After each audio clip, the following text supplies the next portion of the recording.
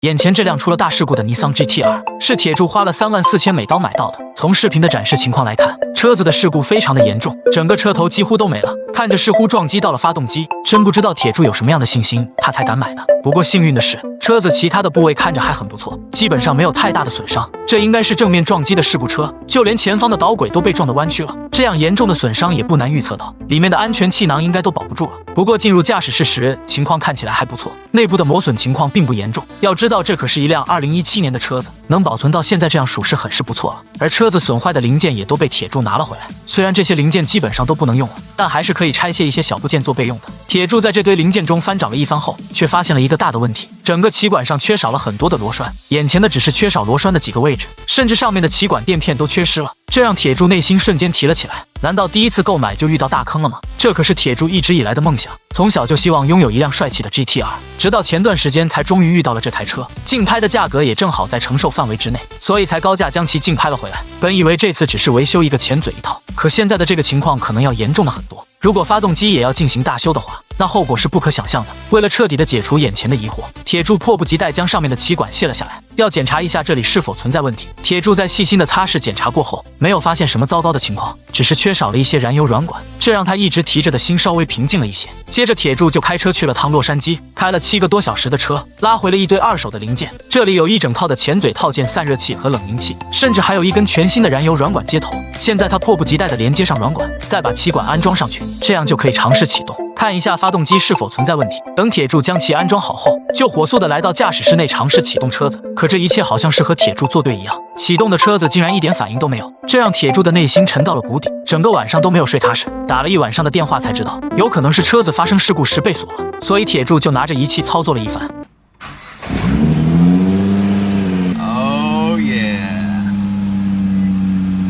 再次启动后竟然成功了，看着运转正常的发动机，让铁柱开心的就像一个小孩一样。因为像他这样不是专业机械师的，如果发动机坏了，那么就可以放弃这台车，从小到大的梦想也就不知道何时能完成了。此时的铁柱一扫这几天的阴霾，干劲十足的将车子架了起来。他准备先放掉车子的机油，更换一个全新的油过滤器。这可算是一次被蛇咬10年怕井绳，生怕在维修过程中损坏了这个大宝贝。直到铁柱将机油更换好后，才有心情将车子开出去，给车子进行一次大清洗。虽然铁柱的清洗手法没有强子哥俩好，但也能看得出铁柱是真的喜欢这台车子的。等他将车子清洗干净后，就把车子再次开回了车库内，决定先从车子的内部入手，拆卸掉里面坏掉的安全带，将其送去进行维修。而此时铁柱购买的新零件也到货了，里面有2个崭新的车大灯、一些支架和安全气囊等部件。铁柱将其整理一番后，就又回到了车内开始了工作。看着铁柱这娴熟的手法，有可能曾经是一个修车学徒工，或者是一个经验丰富的老司机。不一会就将2个安全气囊更换好了，一点也不输一些专业的修车师傅。安装完成的效果也非常的不错。不过不是专业的终究不行，有些地方是铁柱完成不了，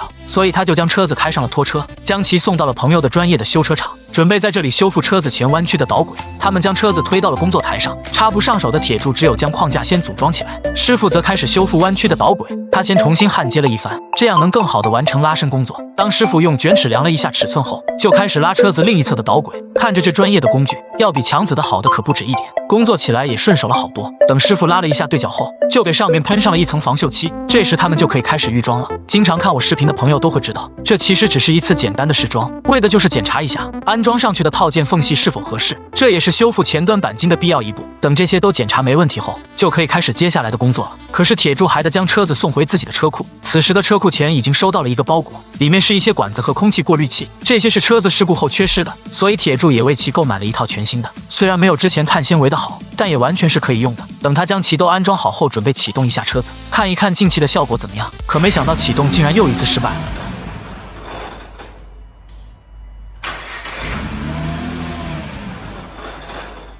要知道之前是可以启动成功的，这让铁柱一时间摸不着了头脑。经过了几个小时的复查后，铁柱认为是在升级喷油器的时候，因为某种操作导致里面存在着旧气体，在点火时断开的油管会喷出气流，所以铁柱就打开了车座下油箱处，这里有个很小的油量传感器。现在铁柱要做的就是要先将小的油量传感器拿掉，然后利用更大的泵将油箱里的空气吸出。在铁柱忙活了几个小时后，终于搞定了这个问题，于是就拿着几个油桶到加油站打了几桶新油回来，迫不及待地将油加到了车子里，准备再次尝试一下启动发动机。这次如铁柱想象的一样，一次就启动成功了，引擎的声音听起来也没任何问题。真没想到一个非专业的人修车会这么难。不过铁柱没有因此就放弃，很快的就开始进入了下一步的工作。他去购买了几桶 GT2 专用的冷却液，并且还更换了里面破旧的软管。就在他再次启动车子，享受在美妙的声浪中时，却发现车子的右侧竟然露出了一堆的冷却液，没想到还是自己的一个小马虎。其中的一个软管没有插好造成的，真不知道铁柱是怎么修车的，不该发生的事情却一次次的发生着。接着铁柱就将其开到了拖车上，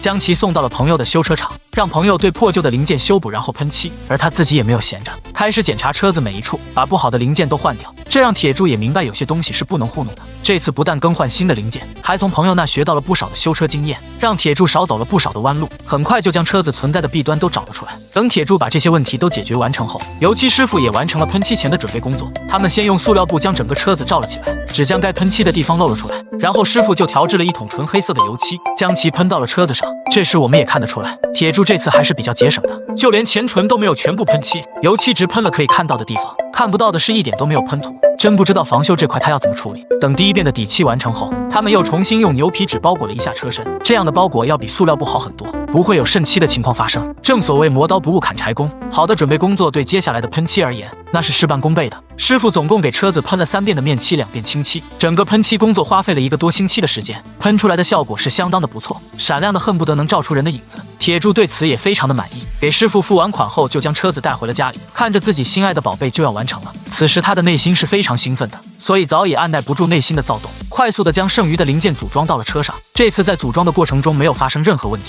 也许是从喷漆师傅那取到金的缘故，整个过程相对来说还是比较顺利，就是组装的速度明显慢了一点，直到半夜12点才将其完成。这一晚上铁柱是完全没有睡踏实，天刚蒙蒙亮就把车子开出来展示了一番。看着车子，铁柱的内心是越来越喜欢，可现在还不是欣赏的时刻，因为车子的风挡玻璃还没有更换。铁柱将车子开到了当地的修车店里，这里不仅可以买到非常好的挡风玻璃，还附带着免费安装，这让铁柱省了不少的修复时间。而且他还在这里检查了一下排气管，因为铁柱感觉排气管的声音还是不够炸裂，所以让这里的师傅也给调整了一下。听着这完美的声浪，铁柱再也按耐不住一个男孩的内心，火速的开到私人场地进行漂移，这是他这么多年一直想做的，今天终于完成了10多年的梦想，开上自己 GT2 在道路上尽情的狂野。在铁柱开心的玩了一番后，也给大家报了一下这次修复车子的账单。这台2017年的桑 GT2 是他花了34000美金的高价在拍卖网站拍到的，买车加修复的费用总共花费了51780美金。对于铁柱来说，这是一个很合算的修复，对此他对自己的这次项目很是满意，